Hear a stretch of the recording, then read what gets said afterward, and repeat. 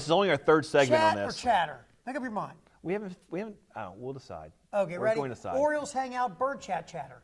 Terry Ford from 105.7 The Fan, Tony Penti, OriolesHangout.com. All right, we went through the pitchers, the starters, the relievers. We went through the everyday players, catchers, infielders, outfielders, utility players. Now we can focus on the prospects in the minor leagues who we might see in 2019 and throw some names out. Because, again, you're coming off a 115-loss season. There's a ton of opportunity here. And if some of these young players can kick it into gear in the first 2 or 3 months, we might see them. We hope we see them in 2019. Right. All right, you talked about DJ Stewart for a minute, and he's going to get a chance to take the right field job. So just a second on DJ Stewart, and then we'll move forward. Yeah, I think out of our top 30 from last season, I think DJ is the guy that's probably got the most chance of making the open-a-day roster, which sounds bad, but I think a lot of it has to do with the Orioles wanting to keep these guys in the minors because they're going to be able to keep their retainability in the future, keep their price down when hopefully they're getting to the point of competing in hopefully 2 to 3 years. You want to keep the control clock in your favor as a franchise, so why do you bring up certain players when you're going to not an open day? Right, maybe in June, after June 1st, then maybe you start to see some of these guys. Absolutely. So we'll look at Dean Kramer. Again, was really good for the Orioles in Double-A. Also was really good with the Dodgers in Double-A. Led the minors in strikeouts. Dean Kramer is the kind of guy, if he shows something in spring training, goes to the minor leagues and tears it up in Triple-A, we could see him in the rotation middle of the summer. I think without a doubt, I think if I had my money on one guy that you're going to see this season, at some point it's going to be Dean Kramer. And I think he's really come on. I think people are starting to get on the Kramer train a little bit out there to do these nationally, even though he's not considered a top 100 prospect. This is a guy that I think you're going to start seeing more and more, especially next season, go, you know what, maybe we've been a little bit low on this guy. He has a tremendous jump last season. We've talked about him a little bit in our first segment earlier, but I think this is a guy that can come up and really, I think they may want to get that 10 starts, give him that first taste, bring him in next year, maybe have a chance to have him in the rotation all year next year. So he could be a guy you might see out there. Another guy that you also may see, it's in that starting in a similar spot, is Keegan Aiken, who we have as number 11. Keegan is the guy that's the one guy I'm surprised did not get a spring training invitation. This is a guy who was a Jim Palmer winner last season, minor league pitcher of the year. Now, the question comes, it was because Keegan, we talked about Ortiz being out of shape at times. Keegan's never been known as a guy who was always in great shape too. So I wonder if this is one of these situations where the new regime is like, you know what, you've had some issues in the past, prove it, come to us, come in here in great shape, and then maybe we'll bump you up. And they still may bring him over. Even these guys that don't get these invitations, you've been seeing it the last couple of years, they're bringing these guys over and giving them shots anyway, sometimes in B games and in relief appearances. I was going to ask about Keegan Aiken. Is this a new regime sending a message to Keegan Aiken in some way, shape, or form about either, like you say, being in shape, or certain things about his pitch ability that they've seen from a distance, watching him while they're watching some of their own people? It's very interesting he wasn't invited. It's really interesting because I do know that there are people that are in the organization who recommended that he should be going to spring training. And so the new regime decided that, you know what, nope, we're not going to. So it's really a question. I really don't have a great answer for you. I think only Keegan Aiken can show up in spring training wherever once he gets in there and maybe show that, hey, I should have had a look this year. Let's stick on the pitching vibe real quick. Let's talk about our favorite guy, Hunter Harvey, at number 7, OriolesHangout.com prospect list. Obviously, Hunter Harvey has to get to the ballpark in one piece. He has to dodge foul balls in the dugout. Which he was not successful last year doing. So Hunter Harvey, again, you bring this up, and I think you make a good point. This is a guy who might just end up being, and in this new wave of baseball specialization, instead of being a starting pitcher, he might be your hammer 2-inning bridge guy that comes out there because he has such fantastic stuff. Right. Maybe he can stay healthy in a role like that. We might not ever see Hunter Harvey be a starting pitcher, but he still might be a quote-unquote weapon at some point by using his gifts in shorter periods. Right. This is definitely one of the guys that I look at as I'm really interested to see how this new regime is going to use him. Are they going to say, you know what, we know the injury history with you, we've seen the stuff, let's go ahead and stick you out in the bullpen and see what we can do here. I'm not saying a 1-inning guy, maybe it's a 2-3 inning bullpen guy, but I think it's going to be really interesting to see what they do with him. I just have a hard time believing they're going to put him back down in Double A again and have him in the rotation and roll the dice because every time they're rolling dice, he keeps coming up snake eyes for this guy. So maybe try something different, see if you can keep him healthy in that type of a role.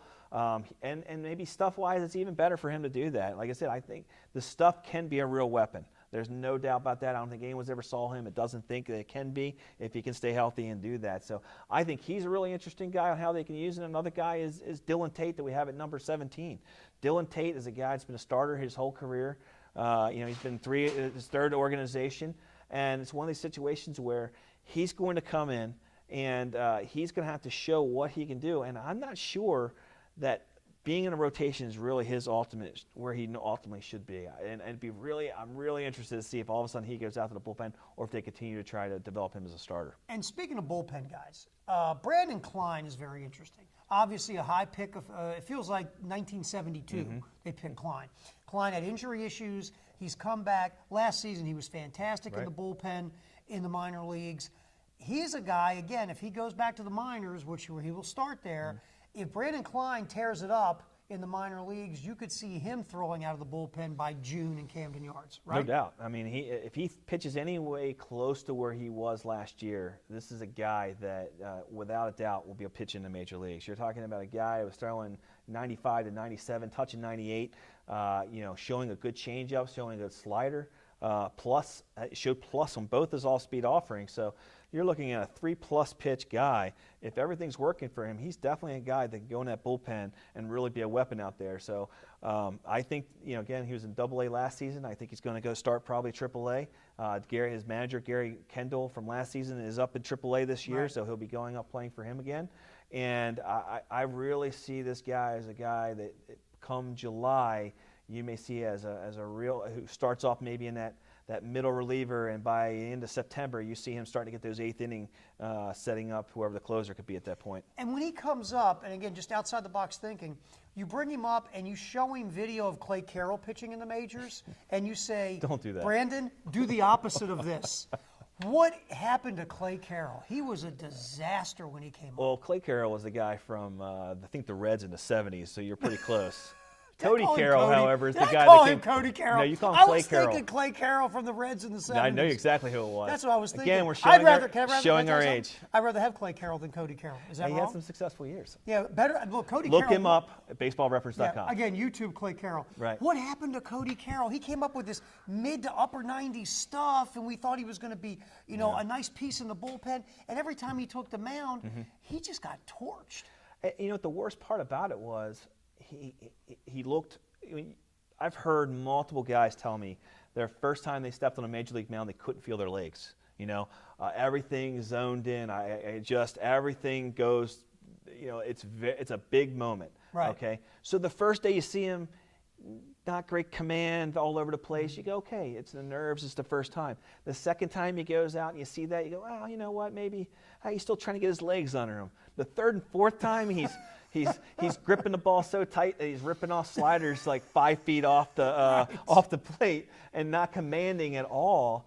You start wondering: is it the baseball? Is it this guy? Is one of these things that he is? The bright lights come on.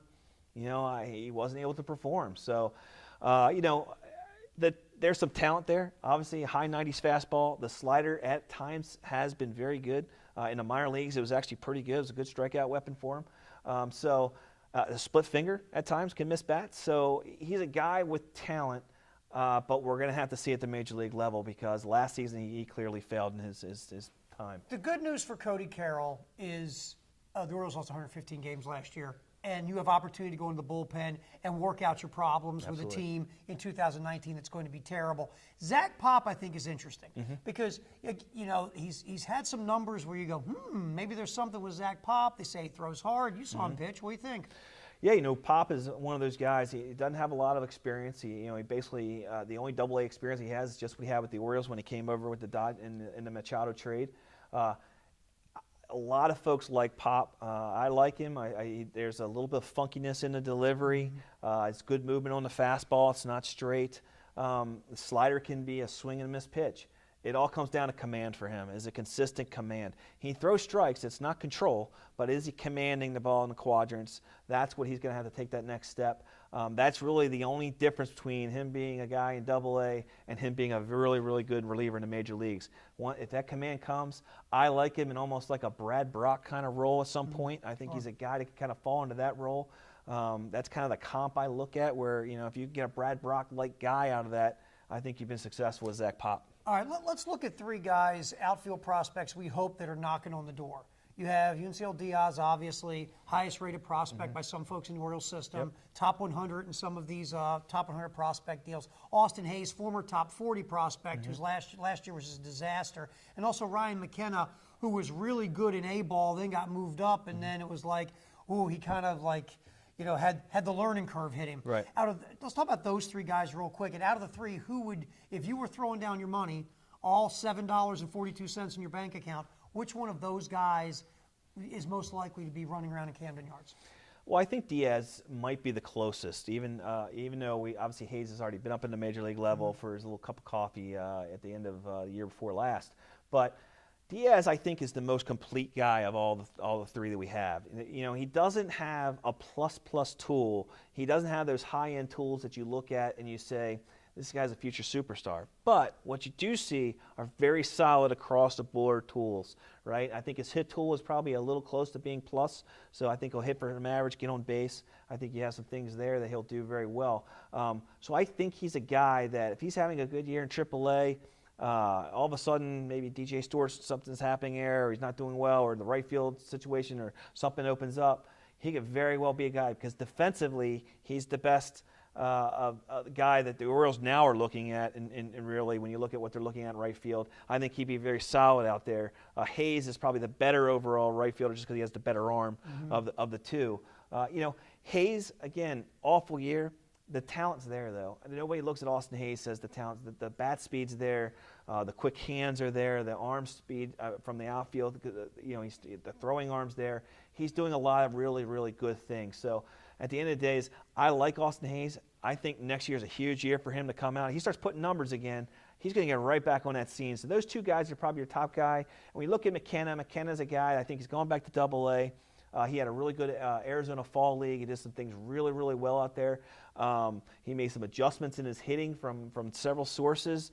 So we'll see. Can he put it in the Double-A?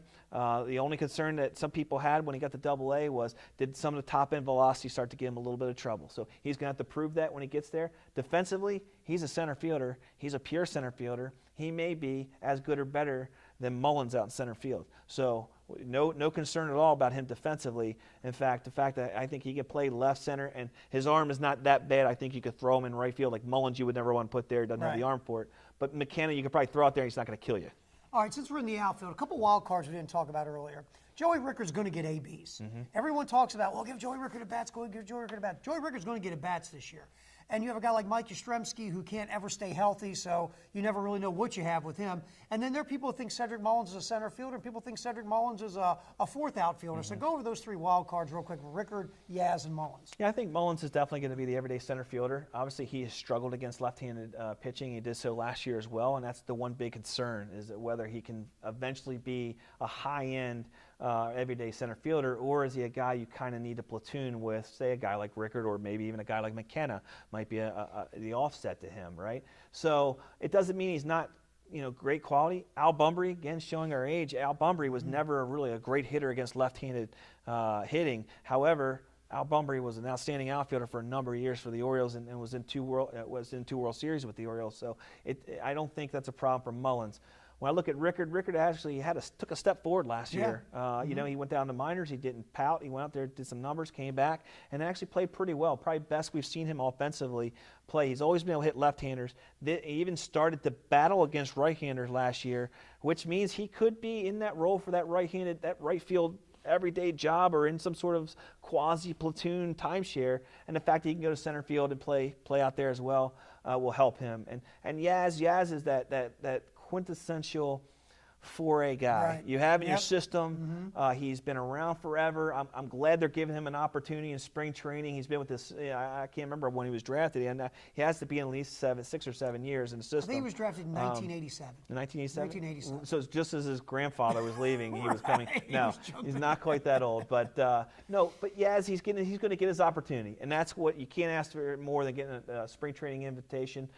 Do I think he's going to make the team? I have a hard time seeing him make the team. But you know what? If he has a good spring, he has open, all of a sudden there's an opportunity. He could be a guy that could get some time up in the team this year. I'll tell you this: Joey Rickard definitely plays against the Rays. We did last year. He hit like He loves it 900 against his the old, Rays. He's killing them last year. So there we go. We went over your pitchers. We've gone over the everyday players, some of the prospects on the farm you might be seeing in 2019 with the Orioles. We hopefully see. Tony Penty, always good hanging out with you, my friend. Hey, same. Always Thanks good for times. coming by. Always good times. I love what you've done with the place. I It's tell ya. fantastic. All right, Terry Thanks, Ford, Greg. 1057thefan.com. Tony Penty, OriolsHangout.com. Greg, CameraGuy.com. It's OriolsHangout.com presents Orioles Chat. Orioles Chatter. No, we can't call it. Birds. Birds chatter. Birds chatter. We'll decide. We'll figure it out. Thanks for hanging out with us. We appreciate it. We'll see you.